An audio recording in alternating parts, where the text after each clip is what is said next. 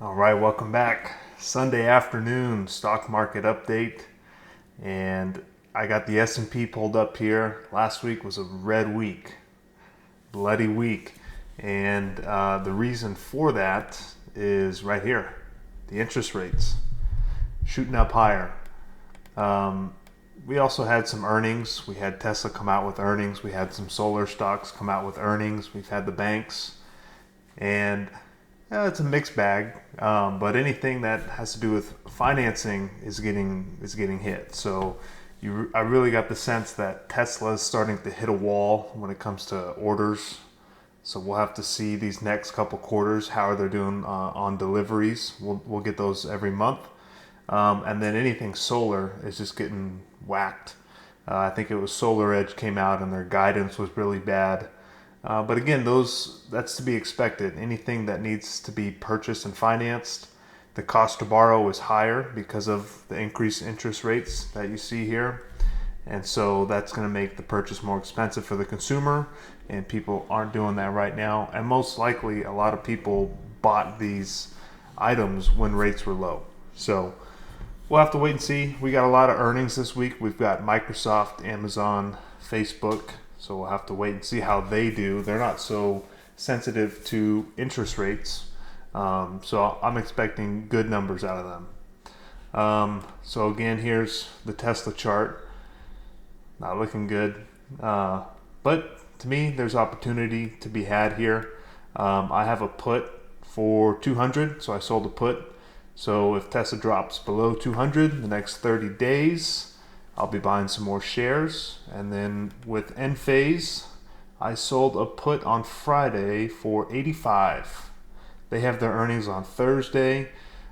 They've really got hammered here based on Solar Edge's earnings. So I kind of like that they had a big drop before earnings because expectations now are super low.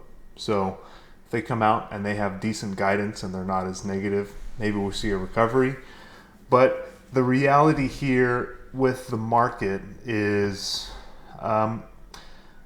until we see a change in interest rates, and not that they need to come down, but this is pretty dramatic. This increase just keeps chugging up and up and up and up, and that puts pressure on stocks. People have an alternative to the stock market when they can get 5% in bonds, and if that keeps increasing, people are going to continue to liquidate stocks and go buy bonds. So to me, nothing crazy is going on here. And yes, you got a lot of geopolitical stuff going on, a lot of uncertainty. So that is adding to this sell-off as well. So we'll have to wait and see. But again, I wouldn't expect, maybe we get a bounce just because we're so oversold in the short term. But the stock market's going to continue to have problems with interest rates increasing and staying high. So we'll just have to wait and see. We've got the yield curve, which is uninverting. And as we've talked about that in the past, when that happens, shortly after, we typically see a recession. So we'll be on alert. We'll be watching that. If rates get above maybe just over 5, we may start to see it completely uninvert, and then we should be getting ready to see, how's the economy doing? Are we going to be facing a recession anytime soon?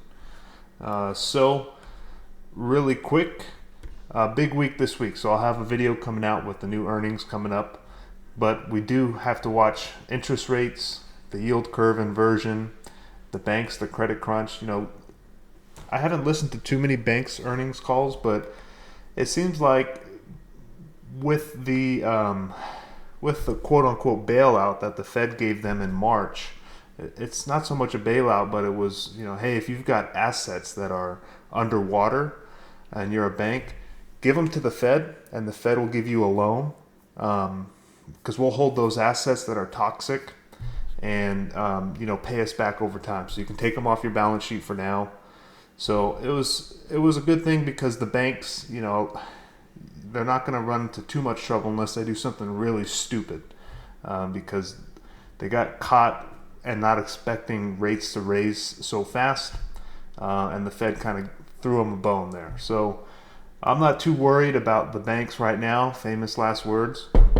Knock on wood. And then commercial real estate, that's going to take a long time for it to unwind. So we'll have to see how that goes. But opportunities to look out for. Cash is not a bad opportunity right now. If you have it in a money market account, you're getting 5%. You can use cash to sell options as well and generate more income. I'll have a video coming out this week on that, depending on how my options trades come out. Hopefully they're good, but if they're bad, I'll share them with you. And have a plan. Don't get shaken out. Don't get worried. The market going down is great unless you're retiring tomorrow and need to sell your stocks that you have. So if you're a buyer, if you have a 401k, if you have cash and you want to get into stocks, the price is going down is a good thing because you're able to buy assets at a discount. So opportunities, RIETS, still know what you own there. I like VICI. Things that I'm buying right now, ENPH, VICI, Tesla if we get to 200, Amazon. I may wait till after their earnings because if we get a big dump on earnings, we may blow through 120, and that would be great.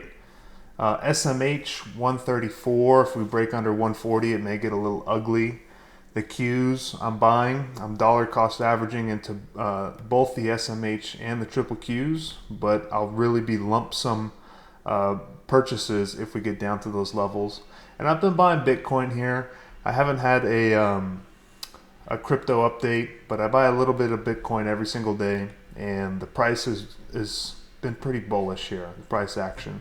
But again, this is a long-term play. I'm not flipping this, trading this. I'm just accumulating right now as we're well off our all-time highs, and the price action is looking pretty good here. So I'll have an update going over some of the Bitcoin news, the crypto news. But in the meantime, just keep your head on a swivel, keep your ear on the floor, see if you can hear anything, see anything. But big week this week. The market is looking vulnerable, and we've got big time earnings. So could see a big move one way or another. Could see a big bounce off good earnings. We could see a big breakdown off of bad earnings. Who knows? We'll have to wait and see.